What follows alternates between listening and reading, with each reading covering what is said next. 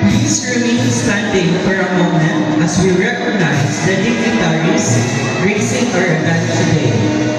First, we have the Associate Director of BPI Foundation Incorporation, Ms. Jovelyn Renata.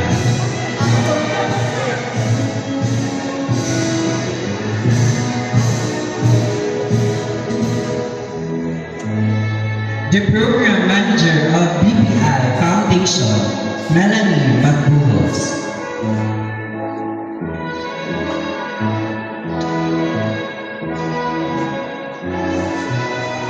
The Program Director of Bayan Academy, Sir Arthur Aguinaldo. TESDA Provincial Training Center, Surigao del Sur, Denzel Biswado.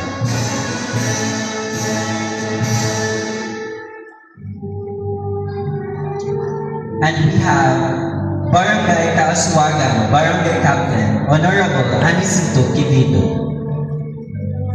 And for Barangay Gatay, Honorable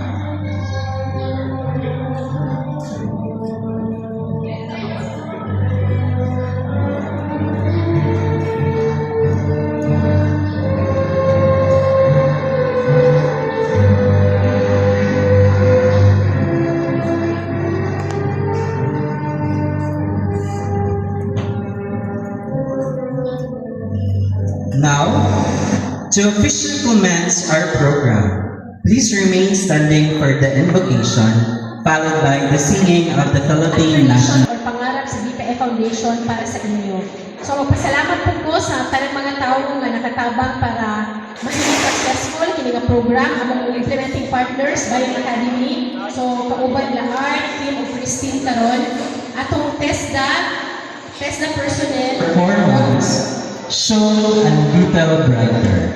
These outstanding students Tungod nini, usaya akong kita nga sa maong kibalo technical skill nga gihatag, murag nakaigon ko nga sa una niingon ta nga ilaw ng tahanan, bali babae ang very responsible, no? Pero karon makaingon ta nga mga ka-Christian, kita na ang ilaw ng tahanan. Kay kita man na nakahibalo sa pagkumpuni. Ibig sabihin, kumpuni, kanang mangkuri-kuri ba? Kahibalo ta sa mga theory or basic nga atong nahibaluan nga nakatunan. Kaya dili ilalim ang usa ka Korinti, mga ka-Christian, kung kita dili o wala makahibalo sa mga basic.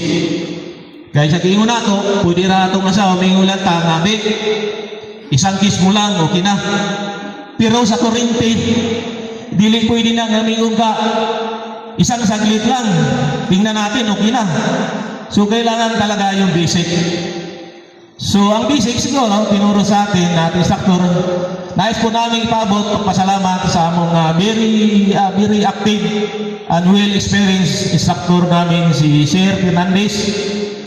Ipaabot din namin ang taos-pusong pagpasalamat sa 10 araw na pagturo niya sa amin, learning and skill, whole skill, parang binigay niya sa amin lahat. Unang-una, yung pagtuturo niya sa yung panel board, learning pinaka-sensitive,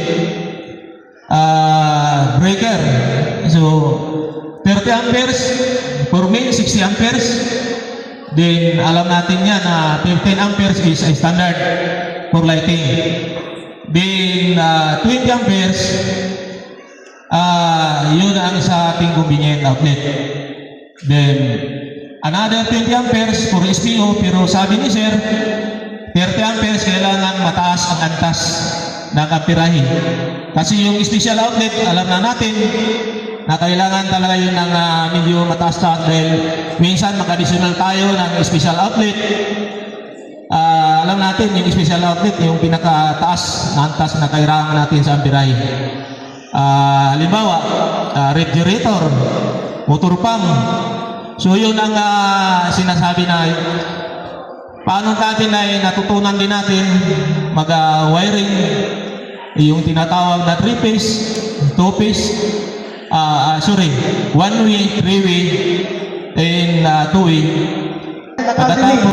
Grabe gid, sila gid ang pinaka-principal sponsor ani with the partnership of our technical vocational from TESDA and LGU. Importante ang atong mga barangay captains from barangay captains of Gata, headed by barangay captain Sabiron and Kauswagan, barangay captain Tibido and